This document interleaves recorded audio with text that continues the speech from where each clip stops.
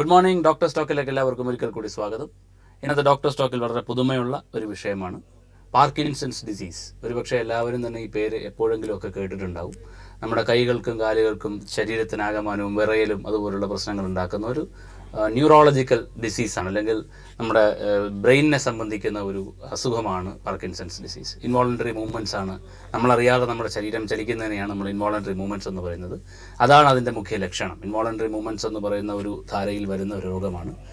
അധികം ആൾക്കാർക്ക് ഉണ്ടോ എന്ന് ചോദിച്ചാൽ കുറേ ആൾക്കാർക്ക് ഉണ്ട്, പക്ഷേ പ്രായം കൂടുന്നതനുസരിച്ചാണ് ആൾക്കാരിൽ ഇത് വരാൻ സാധ്യത കൂടുതലുണ്ടാകുന്നത്. അതിനെക്കുറിച്ച് ഒരുപാട് തെറ്റിദ്ധാരണകളും മിത്തുകളുമൊക്കെ നിലനിൽക്കുന്നു. ഇപ്പോഴും ഒരുപാട് സ്റ്റഡീസൊക്കെ നടക്കുന്നുണ്ടെങ്കിൽ പോലും പൊതുജനത്തിന് അതിനെക്കുറിച്ചുള്ള ശരിയായൊരു ധാരണ ഇല്ല എന്ന് ഞാൻ മനസ്സിലാക്കുന്നു. എന്നോടൊപ്പം അതിൽ സ്പെഷ്യലൈസ് ചെയ്തിരിക്കുന്ന ന്യൂറോളജിസ്റ്റാണ് ഇന്ന് എന്നോടൊപ്പം ഉള്ളത്, ഡോക്ടർ ശ്രീറാം പ്രസാദ്. അദ്ദേഹം കൊച്ചി ലൂർദ് ഹോസ്പിറ്റലിൽ ഹെഡ് ഓഫ് ദി ഡിപ്പാർട്ട്മെന്റ് ന്യൂറോളജിയാണ്. Doctor Sriram, good morning. Good morning doctor, ഞാൻ പറഞ്ഞല്ലോ ഈ പാർക്കിൻസൺസ് ഡിസീസ് എന്ന് പറയുന്നത് ഒരുപാട് ആൾക്കാർക്കൊക്കെ വരുന്നുണ്ട് എങ്കിൽ പോലും കാര്യമായ ഒരു അവയർനെസ് നമ്മുടെ ജനത്തിനുണ്ടോ എന്ന് എനിക്ക് സംശയമുണ്ട്. അതാണ് ഞാൻ അങ്ങനെ പറഞ്ഞത്. അപ്പോൾ ഇതൊരു ന്യൂറോളജിസ്റ്റ് എന്ന നിലയ്ക്കും പാർക്കിൻസൺസ് നിലയ്ക്കും ഡോക്ടർക്ക് അതിനെ കുറിച്ച് പറയാൻ പറ്റില്ല. അതെ, അത് സത്യം തന്നെയാണ്. പാർക്കിൻസൺസ് രോഗത്തെ കുറിച്ച് ഒരുപാട് തെറ്റിദ്ധാരണകളും പല ആൾക്കാർക്കും അതിനെക്കുറിച്ച് കാര്യമായിട്ടുള്ളൊരു ഗ്രാഹ്യവുമില്ല. പല ആൾക്കാരും വിചാരിച്ചിരിക്കുന്നത് ഇതൊരു ചികിത്സയില്ലാത്ത രോഗമാണ്. ഈ രോഗം വന്നാൽ പിന്നെ അത് പുരോഗമിച്ച് അതിൻ്റെ നാച്ചുറൽ കോഴ്സിലൂടെ പോകും, അതിനെ ഒന്നും തന്നെ ചെയ്യാൻ പറ്റില്ല, ആധുനിക വൈദ്യശാസ്ത്രത്തിൽ ഇതിന് കാര്യമായ ചികിത്സ കണ്ടുപിടിച്ചിട്ടില്ല എന്നൊക്കെയുള്ള പലതരത്തിലുള്ള തെറ്റിദ്ധാരണകളുണ്ട്. പക്ഷെ അത് ശരിയല്ല. പാർക്കിൻസൺസ് രോഗത്തിന് നല്ല രീതിയിലുള്ള ചികിത്സകളുണ്ട് എന്നുള്ളതാണ് സത്യം. ഈ എന്താണ് പാർക്കിൻസൺസ് ഡിസീസ് എന്ന് പറയാം? അതെ, പാർക്കിൻസൺസ് രോഗം എന്നത് ഒരു തലച്ചോറിനെ ബാധിക്കുന്ന തേയ്മാന രോഗമാണ്. തേയ്മാനം എവിടെയാണ് എന്ന് ചോദിച്ചാൽ തലച്ചോറിലെ സബ്സ്റ്റാൻഷ്യ നൈഗ്ര എന്ന് പറയുന്ന ഒരു ഭാഗത്താണ് ഏറ്റവും കൂടുതൽ തേയ്മാനം കാണുന്നത്. ഈ സബ്സ്റ്റാൻഷ്യ നൈഗ്ര എന്ന് പറയുന്ന ഭാഗത്ത് നാഡീകോശങ്ങൾ ഉണ്ടാക്കുന്ന ഒരു പ്രധാന കെമിക്കലുണ്ട്, അതിൻ്റെ പേര് ഡോപ്പമീൻ എന്നാണ്. ആ നാഡീകോശങ്ങൾക്ക് തേയ്മാനം വരുമ്പോഴേക്കും തലച്ചോറിൽ ഈ ഡോപ്പമീൻ എന്ന കെമിക്കലിൻ്റെ കുറവുണ്ടാകും. ഈ ഡോപ്പമിൻ എന്ന കെമിക്കൽ ഏറ്റവും കൂടുതൽ തലച്ചോറിൽ വേണ്ടത് ബേസൽ ഗാംഗ്ലിയ എന്ന ഭാഗത്താണ്, അതിൻ്റെ പ്രവർത്തനത്തിന് വേണ്ടിയാണ്. ഈ ബേസൽ ഗാംഗ്ലിയ എന്ന ഭാഗമാണ് പ്രധാനമായിട്ട് നമ്മുടെ ചലന സംബന്ധമായ എല്ലാ കാര്യങ്ങളും നിയന്ത്രിക്കുന്നത്. അതുകൊണ്ട് തന്നെ ഡോപ്പമിൻ്റെ കുറവുണ്ടാകുമ്പോഴേക്കും ബേസൽ ഗാംഗ്ലിയയുടെ പ്രവർത്തനം കുറയുകയും ചലന സംബന്ധമായിട്ടുള്ള പ്രശ്നങ്ങൾ ഉണ്ടാവുകയും ചെയ്യും. അങ്ങനെയാണ് പാർക്കിൻസൺസ് രോഗത്തിൻ്റെ രോഗലക്ഷണങ്ങൾ പുറത്തു വരുന്നത്. ഈ പാർക്കിൻസൺസ് ഡിസീസ് ഇപ്പം ഇങ്ങനെ പറഞ്ഞല്ലോ, സബ്സ്റ്റാൻഷ്യ നൈഗ്രയിലും ഈ ഡോപ്പമിന്റെയും പ്രശ്നങ്ങളാണെന്ന് പറഞ്ഞല്ലോ. എന്തുകൊണ്ടാണ് ഇതിങ്ങനെ ഉണ്ടാകുന്നത്? അത് നിങ്ങളൊരു കണ്ടുപിടിച്ചിട്ടുണ്ടോ? അതെന്താ പറയാം. പാർക്കിൻസൺസ് രോഗം ഒരു തേയ്മാന രോഗമാണെന്നും സബ്സ്റ്റാൻഷ്യ നൈഗ്രയിലാണ് തേയ്മാനമെന്നും വ്യക്തമായിട്ട് ആധുനിക വൈദ്യശാസ്ത്രത്തിന് അറിയാം. പക്ഷേ എന്തുകൊണ്ട് തേയ്മാനമെന്ന് ചോദിച്ചാൽ അതിൻ്റെ മൂല കാരണം എന്താണെന്ന് ഇപ്പോഴും പൂർണ്ണ വ്യക്തതയോടുകൂടി പറയാൻ ആധുനിക വൈദ്യശാസ്ത്രത്തിന് കഴിയില്ല. ഇതുവരെയുള്ള പഠനങ്ങളുടെ ബേസിസിൽ അങ്ങനെ ഒരു മൂല കാരണം കണ്ടുപിടിക്കാൻ കഴിഞ്ഞിട്ടില്ല. എന്നിരുന്നാലും ചില അനുമാനങ്ങളുണ്ട്. ഒന്ന്, നമ്മുടെ ഒരു ജനിതക ഘടന എന്ന് പറയുമ്പോൾ ഓരോ വ്യക്തിയും ജനിക്കുമ്പോൾ അയാൾക്ക് കിട്ടുന്ന ഒരു ജനിതക ഘടനയുണ്ട്. ചില വ്യക്തികളുടെ ജനിതക ഘടന പാർക്കിൻസൺസ് രോഗം വരാനും അതിൻ്റെ തേയ്മാനം വരാനുമുള്ള സാധ്യത കൂട്ടുന്നുവെന്ന് നമുക്ക് പഠനങ്ങളിലൂടെ അനുമാനം നേടാൻ കഴിഞ്ഞിട്ടുണ്ട്.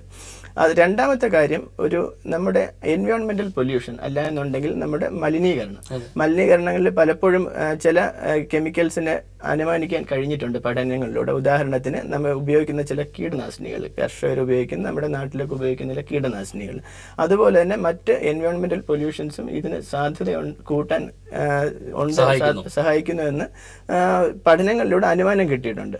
അപ്പോൾ ശരിക്കും പറഞ്ഞാൽ ഒരു പാർക്കിൻസൺസ് രോഗം വരാനായിട്ട് ജനിതകമായി കൂടുതൽ സാധ്യതയുള്ള ഒരു വ്യക്തിക്ക് ഈ എൻവയോൺമെന്റൽ പൊല്യൂഷനോ അല്ലെങ്കിൽ കീടനാശിനികളോ അതുപോലുള്ള പൊല്യൂഷൻസോ അല്ലെങ്കിൽ അതുപോലുള്ള കെമിക്കൽസിൻ്റെയോ ആക്ഷൻ കൂടെ ഉണ്ടാകുമ്പോൾ ഉണ്ടാകുന്ന ഒരു ആകെത്തുകയാണ് പാർക്കിൻസൺസ് രോഗം എന്ന് പറയാം. ഇതിനപ്പുറം കൂടുതലായിട്ട് ഈ കെമിക്കൽ കൊണ്ടാണെന്നോ അല്ലെങ്കിൽ ഈ ഒറ്റ കാരണം കൊണ്ടാണ് പാർക്കിൻസൺസ് രോഗം വരുന്നതെന്ന് വ്യക്തമായി പിൻ പോയിന്റ് ചെയ്ത് കാണിക്കാനുള്ള തെളിവുകളൊന്നും ഇതുവരെ കഴിഞ്ഞിട്ടില്ല. ഈ പാർക്കിൻസൺസ് ഡിസീസിന് ഇപ്പം ഏപ്രിൽ 11-ാം തീയതി 2 ആഴ്ച കഴിഞ്ഞാൽ 10 ദിവസം കഴിഞ്ഞാൽ പാർക്കിൻസൺസ് ഡേ ആചരിക്കുന്നുണ്ട്. അതിന് മാത്രമുള്ള ഒരു ഇമ്പോർട്ടൻസ് അല്ലെങ്കിൽ അത്രയും രോഗികളുടെ എണ്ണത്തിൽ വർധന ഉണ്ടായിട്ടുണ്ടോ? അതെ, പറയാം. പാർക്കിൻസൺസ് ദിനം എന്ന് പറയുന്നത് ശരിക്കും പറഞ്ഞാൽ ഈ രോഗം ആദ്യമായി ആധുനിക വൈദ്യശാസ്ത്രത്തിൽ നിർവചിച്ച ഡോക്ടർ ജെയിംസ് പാർക്കിൻസൺ എന്ന ഇംഗ്ലീഷ് ഭിഷഗ്വരൻ്റെ ബർത്ത്ഡേ ആണ്. അത് ഏപ്രിൽ 11 അദ്ദേഹം 1817, അതായത് ഏകദേശം 200 വർഷങ്ങൾക്ക് മുമ്പാണ് ഈ രോഗത്തെക്കുറിച്ച് ആദ്യമായിട്ട് നിർവചിച്ചത്. രചിച്ചത്.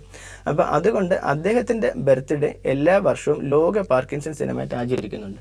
അതിൻ്റെ കാരണം പാർക്കിൻസൺസ് രോഗത്തെക്കുറിച്ച് ജനങ്ങളുടെ ഇടയിൽ അവബോധം സൃഷ്ടിക്കാനും അവരുടെ തെറ്റിദ്ധാരണകൾ മാറ്റാനും അങ്ങനെയുള്ള രോഗികളെ കൂടുതലായിട്ട് വൈദ്യശാസ്ത്രത്തിലേക്ക് കൊണ്ടുവരാനും അവർക്ക് അനുയോജ്യമായിട്ടുള്ള ചികിത്സ കൊടുക്കാനും വേണ്ടിയാണ് അത് ഉപയോഗിക്കുന്നത്. ഈ പാർക്കിൻസൺസ് രോഗികളുടെ ഒരു എണ്ണം പറയുകയാണെങ്കിൽ ഇപ്പം കേരളത്തിലോ അല്ലെങ്കിൽ ഇന്ത്യയിലോ അല്ലെങ്കിൽ ലോകത്തിലെ ഒരു കണക്ക് പറയുകയാണെങ്കിൽ എത്രത്തോളം ഉണ്ടാവും? അതെ, നേരത്തെ ഡോക്ടർ ഗണേഷ് പറഞ്ഞതുപോലെ തന്നെ പാർക്കിൻസൺസ് രോഗം പൊതുവെ ഒരു വാർദ്ധക്യകാല രോഗമാണ്. പ്രായമാകുന്നവരിലാണ് പൊതുവെ കാണുന്നത്. അതുകൊണ്ട് തന്നെ ഒരു 50 വയസ്സിന് മേലെയുള്ള ആൾക്കാരിലെ കണക്ക് നോക്കിയാൽ ഒരു 1% പേരിലും, ഒരു 65 വയസ്സിന് മേലെയുള്ള ആൾക്കാരിൽ ഒരു 1.8% പേരിലും, ഒരു 85 വയസ്സിന് മേലെ നോക്കിയാൽ ഒരു 2.6% പേരിലും പാർക്കിൻസൺസ് രോഗമുണ്ട് എന്ന് പഠനങ്ങളിലൂടെ തെളിയിക്കാൻ കഴിഞ്ഞിട്ടുണ്ട്. ഇത് ശരിക്കും ലോകമെമ്പാടുമുള്ള പഠനമാണ്. ഇത് പിന്നെ കേരളത്തിലെ മാത്രം ഡേറ്റ അല്ല. കേരളത്തിൽ മാത്രമായിട്ട് അങ്ങനെയുള്ള പഠനങ്ങളോ വ്യക്തമായിട്ടുള്ള ഡേറ്റയോ നമുക്ക് അവൈലബിൾ അല്ല. എന്നാലും നമ്മുടെ ക്ലിനിക്കൽ എക്സ്പീരിയൻസിലും മറ്റും ഒട്ടും തന്നെ വ്യത്യസ്തമാകാൻ സാധ്യതയില്ല. ഇവിടെയും ഇഷ്ടംപോലെ പാർക്കിൻസൺസ് രോഗികളെ കാണുകയും അങ്ങനെയുള്ള രോഗികളെ ചികിത്സിക്കുകയും ചെയ്യാറുണ്ട്. പിന്നെ ഈ വാർദ്ധക്യകാലം ആയതുകൊണ്ട് തന്നെ നമ്മുടെ നാട്ടിലെ ഈ ദൈർഘ്യം കൂടി വരികയാണല്ലോ. നമ്മുടെ നാട്ടിലെ ചികിത്സയുടെ ഗുണം കൊണ്ടും നമ്മുടെ നാട്ടിലെ മറ്റു ഡെവലപ്മെൻറ്റ് കൊണ്ടും ജനങ്ങളുടെ ദൈർഘ്യം കൂടി വരികയാണ്. അത് കാരണം കൂടുതൽ വൃദ്ധന്മാരും പ്രായമായ ആൾക്കാരും നമ്മുടെ സൊസൈറ്റിയിൽ ഉണ്ടാകുന്നതിനനുസരിച്ച് കൂടുതൽ പാർക്കിൻസൺസ് രോഗികൾ ഉണ്ടാകാൻ സാധ്യതയുണ്ട് എന്നാണ് ഈ ഒരു കണക്കിൻ്റെ അർത്ഥം. പിന്നെ പ്രായമാകുന്നവരിലാണ് ഇത് കൂടുതലായി കാണുന്നത് എന്ന് പറഞ്ഞെങ്കിൽ പോലും അപൂർവമായി ചെറുപ്രായക്കാരിലും പാർക്കിൻസൺസ് രോഗം കാണാവുന്നതാണ്. പക്ഷേ ചെറുപ്രായക്കാരിൽ പാർക്കിൻസൺസ് രോഗം കാണുമ്പോഴേക്കും അതിൻ്റെ കാരണം ജനിതക കാരണങ്ങളാകാനുള്ള സാധ്യത കൂടുതലാണ്. ഓക്കെ, ഈ പാർക്കിൻസൺസ് ഡിസീസ് വരാൻ സാധ്യതയുള്ള രോഗലക്ഷണങ്ങൾ എന്തൊക്കെയാണ്? ഈ പാർക്കിൻസൺസ് രോഗത്തിൻ്റെ ലക്ഷണങ്ങളെ പ്രധാനമായിട്ട് ചലന സംബന്ധമായ ലക്ഷണങ്ങളെന്നും ചലന സംബന്ധമല്ലാത്ത ലക്ഷണങ്ങളെന്നും രണ്ടായിട്ടാണ് തിരിച്ചിരിക്കുന്നത്. ചലന സംബന്ധമായ ലക്ഷണങ്ങളെ വീണ്ടും കാതലായ ചലന പ്രശ്നങ്ങളെന്നും മറ്റ് ചലന പ്രശ്നങ്ങളെന്നും തിരിച്ചിട്ടുണ്ട്. കാതലായ ചലന പ്രശ്നങ്ങൾ 4 എണ്ണമാണ്. നേരത്തെ പറഞ്ഞതുപോലെ ഒന്ന് വിറയൽ. ഈ പാർക്കിൻസൺസ് രോഗത്തിലുള്ള വിറയൽ വിശ്രമാവസ്ഥയിലാണ് കാണുന്നത്. അതായത് രോഗി വെറുതെ TV കണ്ടുകൊണ്ടിരിക്കുമ്പോഴോ മറ്റുള്ളവരോട് സംസാരിച്ചുകൊണ്ടിരിക്കുമ്പോഴോ അല്ലെങ്കിൽ നടക്കുമ്പോഴോ ഒക്കെ കൈ ഇങ്ങനെ വരയ്ക്കുന്നത് കാണാം. പക്ഷേ അവർ എന്തെങ്കിലും പ്രവൃത്തികൾ ചെയ്യാൻ തുടങ്ങുമ്പോഴോ കൈ പൊക്കി എവിടെയെങ്കിലും പിടിക്കുമ്പോഴോ എന്തെങ്കിലും എടുക്കുമ്പോഴോ പ്രവൃത്തികൾ ചെയ്യുമ്പോഴോ ഈ വിറയൽ ഇല്ലാതാവുകയും ചെയ്യും. അതുകൊണ്ട് തന്നെ വിശ്രമാവസ്ഥയിലുള്ള വിറയൽ എന്നാണ് പറയുന്നത്. ഇതാണ് ഒരു പ്രധാനപ്പെട്ട രോഗലക്ഷണം. പലപ്പോഴും ഈ രോഗം ആദ്യമായി കണ്ടുപിടിക്കുന്ന ഈ രോഗലക്ഷണത്തോടു കൂടിയാണ്. മാത്രമല്ല ഈ വിശ്രമാവസ്ഥയിലുള്ള വിറയലായതുകൊണ്ട് പലപ്പോഴും രോഗി ആ വിറയൽ ശ്രദ്ധിക്കില്ല. രോഗിയുടെ ബന്ധുക്കളോ അല്ലെങ്കിൽ സുഹൃത്തുക്കളോ ആയിരിക്കും ഈ അച്ഛൻ്റെ കൈ വരയ്ക്കുന്നുണ്ടല്ലോ, അല്ലാന്നുണ്ടെങ്കിൽ എന്താ നിങ്ങളുടെ കൈ വരയ്ക്കുന്ന സുഹൃത്തുക്കൾ ചോദിക്കുമ്പോഴായിരിക്കും ആദ്യമായിട്ട് ഈ രോഗലക്ഷണം പുറത്തറിയുന്നത്, ശ്രദ്ധിക്കപ്പെടുന്നത്. അതാണ് ഒരു പ്രധാനപ്പെട്ട രോഗലക്ഷണം. തിരിച്ചു വരാൻ ഡോക്ടർ, ഒരു ഷോർട്ട് ബ്രേക്ക്. വിറയൽ എന്ന് പറയുന്ന രോഗലക്ഷണത്തിൽ നിൽക്കുകയായിരുന്നു നമ്മൾ. അതെ, അടുത്ത ഒരു പ്രധാനപ്പെട്ട രോഗലക്ഷണം പ്രവൃത്തികൾ ചെയ്യാനുള്ള കാലതാമസമാണ്. പ്രത്യേകിച്ച് മറ്റൊരു കാരണവും കൂടാതെ രോഗിക്ക് ദൈനംദിന പ്രവൃത്തികളായിട്ടുള്ള ബ്രഷ് ചെയ്യുക, കുളിക്കുക, ഡ്രസ്സ് ചെയ്യുക, ബാത്റൂമിൽ പോവുക, ഭക്ഷണം കഴിക്കുക, നടക്കുക, ഇങ്ങനെയുള്ള എല്ലാ പ്രവൃത്തികളും സ്ലോ ആയി പോകും.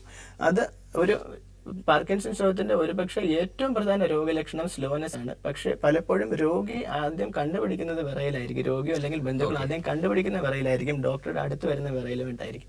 മൂന്നാമത്തത് പേശികളുടെ മുറുക്കമാണ്. കൈകാലുകളുടെ ഭയങ്കരമായിട്ടുള്ള മുറുക്കം. അത് കാരണം കൈകാലുകൾക്ക് അയവില്ല എന്നും പ്രവൃത്തികൾ ചെയ്യുമ്പോൾ വഴക്കം കിട്ടുന്നില്ല എന്നുള്ള തോന്നലുണ്ടാകും. നാലാമത്തെ ഒരു രോഗലക്ഷണം എന്ന് പറയുന്നത് ബാലൻസ് ഇല്ലായ്മയാണ്. നടക്കുമ്പോഴുള്ള ബാലൻസ് ഇല്ലായ്മ. നടക്കുമ്പോഴുള്ള ബാലൻസ് ഇല്ലായ്മ കാരണം രോഗികൾക്ക് വീഴുമോ എന്ന് പറഞ്ഞൊരു പേടിയുണ്ടാവും. ഇതാണ് പ്രധാനപ്പെട്ട 4 കാതലായിട്ടുള്ള പാർക്കിൻസൺസ് രോഗത്തിന്റെ ചലന സംബന്ധമായ ലക്ഷണങ്ങൾ. ഇനി ചലന സംബന്ധമായിട്ടുള്ള തന്നെ മറ്റ് ലക്ഷണങ്ങളുണ്ട്. പക്ഷെ മറ്റ് ലക്ഷണങ്ങൾ നമുക്ക് അറിയാൻ വേണ്ടി ഏറ്റവും നല്ലത് ഒരു പാർക്കിൻസൺസ് രോഗിയെ തന്നെ ശ്രദ്ധിച്ചാൽ മതി. ശരിക്കും പാർക്കിൻസൺസ് രോഗിയുടെ മുഖത്ത് നോക്കുമ്പോഴേക്കും അവർക്ക് മുഖത്ത് ഭാവഭേദങ്ങൾ കുറവായിരിക്കും. അതുപോലെ തന്നെ അവർ ഇമ വെട്ടാറില്ല. ഇമ വെട്ടുന്ന വളരെ കുറവായിരിക്കും. അപ്പോഴേക്കും ഭാവഭേദങ്ങളില്ലാതെ ഇമ വെട്ടാതെ ഇരിക്കുന്ന ഒരു വ്യക്തി, അതായത് ഒരു തുറിച്ച് നോക്കിയിരിക്കുന്ന ഒരു വ്യക്തിയെ പോലെ തോന്നും. പിന്നെ ഇവർ സംസാരിച്ചു തുടങ്ങുമ്പോഴേക്കും അവരുടെ ശബ്ദം വളരെ പതിഞ്ഞതായിരിക്കും. എഴുതുമ്പോഴേക്കും കൈയക്ഷരം മോശമാവുകയും കൈയക്ഷരം ചെറുതായി പോവുകയും ചെയ്യും. പിന്നെ ഇവർ എണീറ്റ് നിൽക്കുമ്പോഴേക്കും അവർ മുന്നോട്ട് കൂനി വളഞ്ഞു നിൽക്കുന്നത് പോലെ തോന്നും. നടന്നു തുടങ്ങുമ്പോഴേക്കും കൈകൾ വീശാറില്ല. കൈ ശരീരത്തോട് ചേർത്ത് പിടിച്ചായിരിക്കും നടക്കുക. പിന്നെ നടത്തം സ്ലോ ആയിരിക്കും. വേറെ നടത്തത്തിലെ 2-3 ലക്ഷണങ്ങൾ കൂടെ പ്രധാനമായിട്ടുണ്ട്. ഒന്നെന്ന് വെച്ചാൽ ഇവര് കൊച്ചു കുട്ടികൾ നടക്കുന്ന പോലെ പിച്ച വെച്ച് നടക്കുന്ന പോലെ തോന്നും. അതിന് ഷഫ്ലിംഗ് എന്നാണ് പറയുന്നത്. പിന്നെ ചില രോഗികൾ നടക്കുമ്പോഴേക്കും നടന്നുകൊണ്ടിരിക്കുമ്പോൾ തന്നെ കൺട്രോൾ ഇല്ലാതെ സ്പീഡ് കൂടി മുന്നോട്ട് ഓടിയതുപോലെ ആയിപ്പോകും. അതിന് ഫെസ്റ്റിനേഷൻ എന്നാണ് പറയുന്നത്. വേറൊരു പ്രധാന നടത്തത്തിന്റെ ലക്ഷണം എന്ന് വെച്ചാൽ നടന്നുകൊണ്ടിരിക്കുമ്പോഴേക്കും പെട്ടെന്ന് മറ്റൊരു കാരണവും കൂടാതെ സ്റ്റക്കായി പിന്നെ മുന്നോട്ട് നടക്കാനേ വയ്യ എന്നുള്ളൊരവസ്ഥ വരും. അതിന് ഫ്രീസിങ് എന്നാണ് പറയുന്നത്. പിന്നെ ഈ രോഗികളിൽ നടക്കുമ്പോൾ വീഴ്ച ഉണ്ടാകാവുന്നതാണ്. ഇതാണ് പ്രധാനമായിട്ടുള്ള ഈ ചലന സംബന്ധമായ ലക്ഷണങ്ങൾ. പിന്നെ പാർക്കിൻസൺസ് രോഗത്തിന്റെ പല ഘട്ടങ്ങളിലും ചലന സംബന്ധമല്ലാത്ത മറ്റു പല രോഗലക്ഷണങ്ങളും കാണാറുണ്ട്. ഒരു പ്രധാന രോഗലക്ഷണം എന്ന് പറയുന്നത് മറവിയും ബുദ്ധിപരമായിട്ടുള്ള പ്രവൃത്തിയിലുള്ള കുറവുമാണ്. പക്ഷെ അത് പാർക്കിൻസൺസ് രോഗം കുറച്ച് മൂർച്ഛിച്ചതിന് ശേഷം മാത്രമേ കാണുള്ളൂ. പാർക്കിൻസൺസ് രോഗത്തിന്റെ തുടക്കത്തിൽ അത് കാണാറില്ല. പിന്നെ രണ്ടാമത്തത് ഡിപ്രഷൻ അഥവാ വിഷാദം പാർക്കിൻസൺസ് രോഗത്തിന്റെ തുടക്കത്തിലോ ചിലപ്പോഴൊക്കെ ഈ ചലന സംബന്ധമായ പ്രശ്നങ്ങൾ തുടങ്ങുന്നതിന് മുമ്പ് തന്നെയോ തുടങ്ങാവുന്നതാണ്. പിന്നെ ചില രോഗികളിൽ വിഷാദമില്ലെങ്കിൽ പോലും പ്രവൃത്തിയിൽ ചെയ്യാനുള്ള താല്പര്യം അത് കാണാവുന്നതാണ്. ചില ആൾക്കാരിൽ അനാവശ്യമായിട്ടുള്ള പേടി, സാധാരണ കാണുന്നതിനേക്കാളും കൂടുതലായിട്ടുള്ള പേടി ഉണ്ടാകാവുന്നതാണ്. പിന്നെ ഉള്ളത് ചില രോഗികളിൽ ഇച്ചിരി രോഗം മൂർച്ഛിച്ച് കഴിയുമ്പോഴേക്കും തെറ്റായിട്ടുള്ള വിശ്വാസങ്ങൾ, ഉദാഹരണത്തിന് ആരെയും ശത്രുക്കളുണ്ടെന്നോ അപായപ്പെടുത്തുന്നോ കൊല്ലാൻ ശ്രമിക്കുന്നോ അങ്ങനെയുള്ള തോന്നലുകൾ, അല്ലെങ്കിൽ ഇല്ലാത്തതുണ്ടെന്ന് തോന്നുക. ഉദാഹരണത്തിന് ആരും ഇല്ലാത്തപ്പോഴേക്കും ആരോ കണ്ടു എന്ന് പറയുക, എൻ്റെ റൂമിൻ്റെ മുന്നിൽ ആരോ നിന്നു, എൻ്റെ ജനലിൻ്റെ അവിടെ ആരോ നിൽക്കുന്നത് കണ്ടു, ഇങ്ങനെ ഇല്ലാത്ത കാര്യങ്ങൾ ഉണ്ട് എന്ന് പറയുക. ഇങ്ങനെ ഒരു രോഗലക്ഷണം കാണാം. പിന്നെ ഉള്ളത് ഉറക്ക സംബന്ധമായ പ്രശ്നങ്ങൾ വളരെ പ്രധാനപ്പെട്ടതാണ്. ഒരു കാര്യം എന്ന് പറയുന്നത് പൊതുവെ രാത്രി ഉറക്കക്കുറവുണ്ടാകാം, പിന്നെ പകൽ ഉറക്കം കൂടുതലായിട്ടുണ്ടാകാം. പിന്നെ ഉറങ്ങിയതിന് ശേഷം ഒരു പ്രധാന ലക്ഷണമുണ്ട്. ഉറങ്ങിയതിന് ശേഷം ഈ രോഗികൾ പലരും സ്വപ്നം കണ്ട് അതിനോട് ശാരീരികമായി പ്രതികരിക്കും. അപ്പോൾ തന്നെ സ്വപ്നം കണ്ട് സംസാരിക്കുകയോ കൈകാലോട്ട് അനക്കുകയോ മറ്റൊക്കെ ചെയ്യും. പല ആൾക്കാരും ചിലപ്പോൾ ഇത് കാരണം താഴെ വീണു എന്ന് പോലും വരാം. പിന്നെ ഈ മൂത്ര സംബന്ധമായ പ്രശ്നങ്ങളുണ്ട്. അതും കുറച്ച് പാർക്കിൻസൺസ് രോഗം മൂർച്ഛിച്ച് കഴിയുമ്പോഴേക്കാണ്. മൂത്ര സംബന്ധം വെച്ചാൽ ഇപ്പം മൂത്രം ഒഴിക്കാൻ തോന്നിയാൽ പിടിച്ചെടുത്താൻ പറ്റില്ല, പെട്ടെന്ന് ഓടി ബാത്റൂമിൽ പോകണം, ഇല്ലാന്നുണ്ടെങ്കിൽ മുണ്ടിൽ കൂടെ ഒഴിച്ചു പോകുമെന്നുള്ളൊരു അവസ്ഥ വരാം. പിന്നെ മലബന്ധം വളരെ സാധാരണയാണ്. മലബന്ധം വളരെ കോമണും വളരെ പേഷ്യൻസിന് ബുദ്ധിമുട്ടുണ്ടാക്കുന്നതായിട്ടുള്ള ഒരു കാര്യമാണ്. പിന്നെ ചില രോഗികളിൽ എണീക്കുമ്പോഴേക്കും കണ്ണിൽ ഇരുട്ടേറുന്ന പോലെ തോന്നുക, അങ്ങനെയുള്ള രോഗലക്ഷണങ്ങൾ വരാവുന്നതാണ്. പിന്നെ ചില ആൾക്കാർക്ക് മണം അറിയാനുള്ള ബുദ്ധിമുട്ടുണ്ടാകും. പിന്നെ ചില ആൾക്കാർക്ക് ഭയങ്കരമായിട്ടുള്ള വിയർപ്പ്, ചില സമയത്തൊക്കെ പ്രത്യേകിച്ചും വിയർപ്പ് കൂടുക, ശരീരത്തിന് വേദന, ക്ഷീണം, ഇങ്ങനെയുള്ള പ്രശ്നങ്ങളൊക്കെ ഉണ്ടാകാവുന്നതാണ് പാർക്കിൻസൺസ് രോഗത്തിൽ. ഈ പാർക്കിൻസൺസ് ഇപ്പോൾ ഡോക്ടർ കുറേയധികം രോഗലക്ഷണങ്ങളെ കുറിച്ച് പറഞ്ഞല്ലോ. ഈ രോഗലക്ഷണങ്ങളിൽ ഇപ്പം കൈവിറയലിന്റെ കാര്യം പറഞ്ഞു, വെറുതെ ഇരിക്കുമ്പോൾ വിറയ്ക്കുന്ന രീതിയിൽ. അപ്പോൾ ഇത് എല്ലാ കാലത്തും, അതായത് പാർക്കിൻസൺസ് അസുഖം തുടങ്ങുന്ന കാലം മുതൽ ഈ രോഗിയുടെ രോഗാവസ്ഥ മൂർച്ഛിക്കുന്നതനുസരിച്ച് ഈ വിറയലിന് വ്യത്യാസം വരുമോ? അത് അങ്ങനെ തന്നെ ആയിരിക്കും? അത് അതിൽ പറയേണ്ടത്, നമ്മൾ ഈ 4 കാതലായിട്ടുള്ള രോഗലക്ഷണങ്ങൾ പറഞ്ഞു. എല്ലാ രോഗികളിലും 100 വിറയൽ ഉണ്ടായിക്കൊള്ളണമെന്നില്ല. വിറയൽ ഇല്ലാതെയും പാർക്കിൻസൺസ് രോഗം വരാം. വിറയൽ രോഗത്തിന്റെ ഏത് ഘട്ടത്തിൽ വേണേലും വരാം. തുടക്കത്തിൽ വരാം, അല്ലാന്നുണ്ടെങ്കിൽ രോഗം മൂർച്ഛിച്ചുകൊണ്ടിരിക്കുന്ന ഘട്ടത്തിൽ വരാം. പക്ഷേ നല്ലൊരു വിഭാഗം രോഗികളിലും തുടക്കത്തിൽ രോഗി ഡോക്ടറുടെ അടുത്തെത്തുന്ന സമയത്ത് വിറയലുണ്ടാവും. നല്ലൊരു വിഭാഗം രോഗികളിലും. ഇപ്പൊ വിറയൽ പൊതുവെ സമയം കഴിയുന്തോറും എല്ലാ രോഗലക്ഷണങ്ങളും മൂർച്ഛിക്കുന്നത് പോലെ വിറയൽ മൂർച്ഛിച്ചുകൊണ്ട് വരുന്നതായിട്ട് തന്നെയാണ് കാണാൻ കഴിയുന്നത്. ഉദാഹരണത്തിന് സാധാരണ പാർക്കിൻസൺസ് രോഗത്തിൽ വിറയൽ തുടങ്ങുന്ന ഒരു വശത്തായിരിക്കും, ഒരു കയ്യിലായിരിക്കും മിക്കവാറും. അത് ആ കയ്യിലെ വിറയൽ തന്നെ മൂർച്ഛിച്ച് വരാം. കുറച്ച് വർഷങ്ങൾ കഴിയുമ്പോൾ അടുത്ത കയ്യിലോട്ട് വരാം, കാലുകളിലേക്ക് വേണേലും വിറയൽ വ്യാപിക്കാം. ഇങ്ങനെ സംഭവിക്കാവുന്നതാണ്. ഇങ്ങനെ വിറയൽ ശരീരത്തിൽ ഒരു ഭാഗത്ത് തന്നെ നിൽക്കണമെന്നില്ല. ഇല്ല, അത് മൂർച്ഛിക്കുന്നതിനനുസരിച്ച് മറ്റു ഭാഗങ്ങളിലേക്ക് ചെല്ലാം. ഇതിന്റെ ഒരു ട്രീറ്റ്മെന്റ് സാധ്യത നമ്മൾ കണക്കിലെടുക്കുകയാണെങ്കിൽ അത് നമുക്ക് ഇത് രോഗം എന്താണെന്ന് കണ്ടുപിടിക്കണം, അതിന്റെ കാരണം എന്താണെന്ന് കണ്ടുപിടിക്കണം. ഇപ്പൊ ഡോക്ടർ നേരത്തെ പറഞ്ഞതെന്ന് എനിക്ക് മനസ്സിലായത് കൂടുതലും സിംറ്റംസിൽ നിന്നാണ് ഈ രോഗം ഐഡന്റിഫൈ ചെയ്യുന്നതാണ്. എന്നാലും ഞാൻ ചോദിക്കുകയാണ്, ഈ രോഗം ഐഡന്റിഫൈ ചെയ്യാൻ വേണ്ടി അല്ലെങ്കിൽ കൺഫേം ചെയ്യാൻ വേണ്ടിയിട്ട് എന്തെങ്കിലും ടെസ്റ്റുകൾ, സ്കാനുകൾ അങ്ങനെ എന്തെങ്കിലും ചെയ്യാറുണ്ട്? അതിൽ പ്രധാനമായിട്ട് മനസ്സിലാക്കേണ്ടത് പാർക്കിൻസൺസ് രോഗം ഒരു ക്ലിനിക്കൽ ഡയഗ്നോസ് ആണ്. നേരത്തെ പറഞ്ഞ പോലെ രോഗിയുടെ ലക്ഷണങ്ങളിൽ നിന്നും രോഗിയെ പരിശോധിച്ച് കിട്ടുന്ന സയൻസിൽ നിന്നുമാണ് പാർക്കിൻസൺസ് രോഗം സംശയിക്കുന്നതും പാർക്കിൻസൺസ് രോഗം ഡയഗ്നോസ് ചെയ്യുന്നതും. ശരിക്കും പറഞ്ഞാൽ പാർക്കിൻസൺസ് രോഗം ഡയഗ്നോസ് ചെയ്യാൻ ഒരു സ്കാനും അത്യന്താപേക്ഷിതമല്ല. പക്ഷെ ചിലപ്പോഴൊക്കെ പാർക്കിൻസൺസ് രോഗം പോലിരിക്കുന്ന മറ്റു ചില രോഗങ്ങളുണ്ട്. അതുമായിട്ട് സംശയം തോന്നുകയാണെങ്കിൽ തിരിച്ചറിയാൻ വേണ്ടി ചിലപ്പോൾ MRI സ്കാൻ പോലുള്ള സ്കാനുകൾ ചെയ്യേണ്ടി വന്നേക്കാം. പിന്നെ പാർക്കിൻസൺസ് രോഗം കൺഫേം ചെയ്യാനായിട്ട് സ്കാൻ ഉണ്ട്. ഡാറ്റ് സ്കാൻ എന്ന് പറഞ്ഞ ഡോപ്പമിൻ ട്രാൻസ്പോർട്ടർ സ്കാൻ എന്ന് പറഞ്ഞൊരു സ്കാൻ ഉണ്ട്. പക്ഷെ അതൊക്കെ വളരെയധികം അപൂർവമായിട്ട് മാത്രമേ വേണ്ടി വരാറുള്ളൂ. ശരിക്കും രോഗത്തെക്കുറിച്ച് സംശയം ഉണ്ടാകുന്ന സാഹചര്യങ്ങളിൽ മാത്രമേ വേണ്ടി വരാറുള്ളൂ.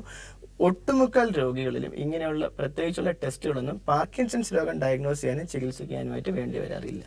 ഓക്കെ, ഇതിന്റെ ഒരു ചികിത്സാ സാധ്യത എന്താണ്? ചികിത്സാ സാധ്യത വളരെയധികമുണ്ട് ഈ ആധുനിക വൈദ്യശാസ്ത്രത്തിൽ. അതിന് മരുന്ന് മുതൽ ഓപ്പറേഷൻ വരെ ഉള്ള ചികിത്സകളുണ്ട്. അതിൽ 2-3 കാര്യങ്ങൾ ചികിത്സ അറിയുന്നതിന് മുമ്പ് നമ്മൾ അറിയാനുണ്ട്. ഒന്ന്, നേരത്തെ പറഞ്ഞ പോലെ തേയ്മാന രോഗമാണ്. തേയ്മാന രോഗമായതുകൊണ്ട് തന്നെ അത് രോഗിയുടെ പിൽക്കാലം മുഴുവൻ നീണ്ടു നിൽക്കുന്ന ഒരു രോഗമാണ്. അപ്പം പിന്നെ തേയ്മാന രോഗം എന്ന് പറയുമ്പോൾ അതിൻ്റെ ഒരു പ്രധാനപ്പെട്ട കാര്യം ചികിത്സയെ സംബന്ധിച്ചിടത്തോളം, തേയ്മാന രോഗങ്ങളെ ഒന്നടങ്കം എടുത്തു മാറ്റാനുള്ള ഒരു ചികിത്സയും പൊതുവെ വൈദ്യശാസ്ത്രത്തിലില്ല, ആധുനിക വൈദ്യശാസ്ത്രത്തിലില്ല. അത് പാർക്കിൻസൺസ് രോഗത്തിന് മാത്രമല്ല, ഇപ്പം മറ്റ് തേയ്മാന രോഗങ്ങൾ, മുട്ടു തേയ്മാനം വന്നാലും നടുവിന് തേയ്മാനം വന്നാലും കഴുത്തിന് തേയ്മാനം വന്നാലും ഇതൊന്നും ഒന്നടങ്കം എടുത്തു മാറ്റാൻ പറ്റില്ല. മരുന്നുകൾ കഴിച്ച് രോഗലക്ഷണങ്ങൾ കുറയ്ക്കാനേ പറ്റൂ. പാർക്കിൻസൺസ് രോഗവും അതുപോലെ തന്നെയാണ്. അപ്പോൾ പാർക്കിൻസൺസ് രോഗത്തിന്റെ മരുന്ന് ചികിത്സയെക്കുറിച്ച് ചിന്തിക്കുമ്പോഴേക്കും നേരത്തെ പറഞ്ഞ പോലെ ഡോപ്പമീൻ എന്ന കെമിക്കൽ തലച്ചോറിൽ കുറഞ്ഞു പോകുന്നതുകൊണ്ടാണ് പ്രധാനമായിട്ടുള്ള ചലന സംബന്ധമായ ലക്ഷണങ്ങളൊക്കെ ഉണ്ടാകുന്നത്. അതുകൊണ്ട് തന്നെ ഒരു പ്രധാന ചികിത്സ ഡോപ്പമീൻ എന്ന കെമിക്കൽ തന്നെ സപ്ലിമെന്റ് ചെയ്യുക എന്നുള്ളതാണ്. അത് ലീവോഡോപ്പ എന്ന പേരിലാണ് ആ മരുന്ന് വരുന്നത്. ലീവോഡോപ്പ തലച്ചോറിൽ പ്രവേശിച്ച് ഡോപ്പമീനായിട്ട് രൂപാന്തരം പ്രാപിക്കും.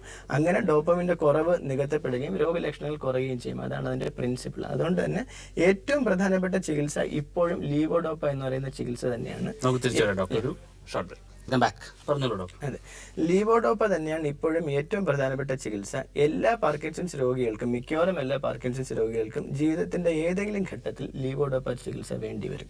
പിന്നെ ലീവോഡോപ്പ പോലെ തന്നെ മറ്റ് മരുന്നുകൾ ലഭ്യമാണ്. ഒന്ന് ഡോപ്പമിൻ ആഗണിസ്റ്റ് എന്ന് പറയും. ആ വിഭാഗത്തിൽപ്പെട്ട മരുന്നുകൾ ലീവോഡോപ്പ അല്ലെങ്കിൽ ഡോപ്പമിൻ പ്രവർത്തിക്കുന്ന അതേ നാഡീകോശങ്ങളിൽ പ്രവർത്തിച്ചുകൊണ്ട് രോഗലക്ഷണങ്ങൾ കുറയ്ക്കും. പിന്നെ മറ്റ് ചില മരുന്നുകളുമുണ്ട്. കാറ്റകോളോമീതൽ ട്രാൻസ്ഫറേസ് ഇൻഹിബിറ്റേഴ്സ് എന്ന് പറയുന്ന ഒരു ഗ്രൂപ്പുണ്ട്. മോണോബീൻ ബി ഓക്സിഡേസ് ഇൻഹിബിറ്റേഴ്സ് എന്ന് പറയുന്ന ഒരു ഗ്രൂപ്പ് ഉണ്ട്. പിന്നെ അമാൻറ്റിഡിൻ എന്ന് പറയുന്ന ചില മരുന്നുകളൊക്കെ ഇതിന് ഉപയോഗിക്കാറുണ്ട്. ഈ മരുന്ന് ഉപയോഗിച്ചുള്ള ചികിത്സയുടെ സാധ്യത, ഇപ്പൊ ഡോക്ടർ പറഞ്ഞു ഒരു ക്യൂറേറ്റീവ് അല്ലെങ്കിൽ ഈ അസുഖം ചികിത്സിച്ച് ഭേദമാക്കണം എന്നുള്ള ലക്ഷ്യത്തോടു കൂടി ചികിത്സിച്ച് കാര്യമില്ല എന്നുള്ള പറഞ്ഞു. രോഗലക്ഷണങ്ങളെ ശമിപ്പിക്കുക എന്നുള്ളതാണ് ചികിത്സയുടെ ഉദ്ദേശം എന്ന് പറഞ്ഞു.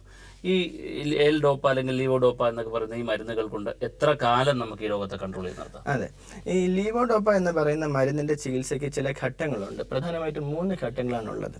ആദ്യത്തെ ഘട്ടത്തിന് ഹണിമൂൺ പീരീഡ് അഥവാ മധുവിധ കാലം എന്നാണ് പറയുന്നത്. അങ്ങനെ പറയാൻ കാരണം പാർക്കിൻസൺസ് രോഗം തുടങ്ങി ആദ്യത്തെ കുറച്ച് വർഷങ്ങളിൽ ലീവോഡോപ്പ കൊടുക്കുമ്പോഴേക്കും 2-3 പ്രാവശ്യം ലീവോഡോപ്പ കൊടുത്താൽ തന്നെ രോഗിക്ക് 24 മണിക്കൂർ രോഗലക്ഷണങ്ങൾ കുറയുകയും നല്ല രീതിയിൽ അവരുടെ പ്രവൃത്തികളെല്ലാം ചെയ്തു പോകാനും കഴിയും.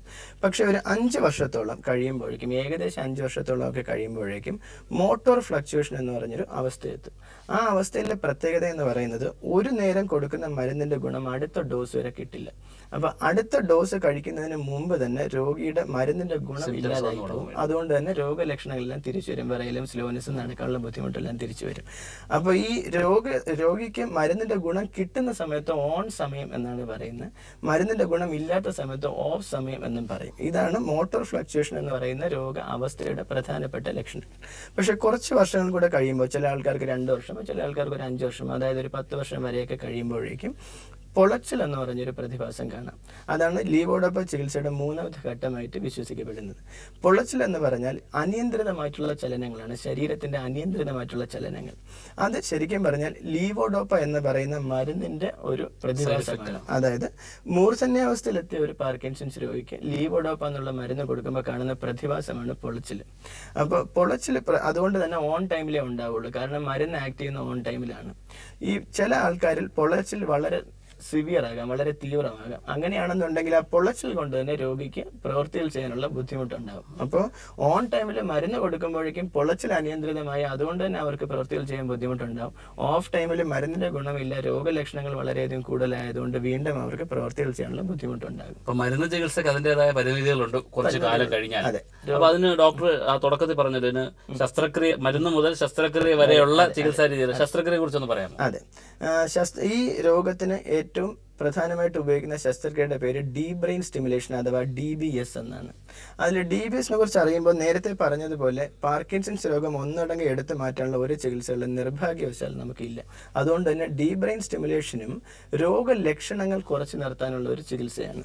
ഡീപ് ബ്രെയിൻ സ്റ്റിമുലേഷനിലൂടെ എന്താണ് ചെയ്യുന്നതെന്ന് വെച്ചാൽ രോഗിയുടെ തലച്ചോറിലെ സബ്തലാമിക് ന്യൂക്ലിയസ് എന്ന് പറഞ്ഞ ഒരു ഭാഗത്തേക്ക് 2 ഇലക്ട്രോഡ്സ് ഇറക്കിയിട്ട് അതിനെ വൈദ്യുതി മുഖാന്തരം സ്റ്റിമുലേറ്റ് ചെയ്യുകയാണ് ചെയ്യുന്നത്. വൈദ്യുതി മുഖാന്തരം സ്റ്റിമുലേറ്റ് ചെയ്യാനായിട്ട് ന്യൂറോ സ്റ്റിമുലേറ്റർ അഥവാ ബാറ്ററി എന്ന് പറയപ്പെടുന്ന ഒരു ഉപകരണമുണ്ട്. അത് സാധാരണ കാർഡിയക് പേഷ്യൻസ് പേസ് മേക്കർ എവിടെയാണോ വയ്ക്കുന്നത് അതേ സ്ഥലത്ത് വെച്ചിട്ട് കറണ്ട് മുഖാന്തരം സ്റ്റിമുലേറ്റ് ചെയ്തുകൊണ്ടിരിക്കും. ഈ ഡീപ് ബ്രെയിൻ സ്റ്റിമുലേഷന് ഗുണങ്ങളും ദോഷങ്ങളും ഉണ്ട്. ഗുണം എന്താണെന്ന് വെച്ച് കഴിഞ്ഞാൽ ഡീപ് ബ്രെയിൻ സ്റ്റിമുലേഷൻ കറക്റ്റായിട്ട് ചെയ്യുകയാണെന്നുണ്ടെങ്കിൽ ഒരു 50 മുതൽ 70% രോഗലക്ഷണങ്ങൾ സ്റ്റിമുലേഷൻ കൊണ്ട് തന്നെ കുറയും. അപ്പോഴേക്കും രോഗലക്ഷണങ്ങൾ സ്റ്റിമുലേഷൻ കൊണ്ട് കുറയുന്നതുകൊണ്ട് മരുന്നിന്റെ ഡോസ് നല്ലോണം കുറയ്ക്കാനൊക്കും. മരുന്നിന്റെ ഡോസ് കുറയുന്നതുകൊണ്ട് പൊളച്ചിലും കുറയും. പൊളച്ചിൽ മരുന്നിൻ്റെത് കൊണ്ടാണ്, അതുകൊണ്ട് പൊളച്ചിലും കുറയും.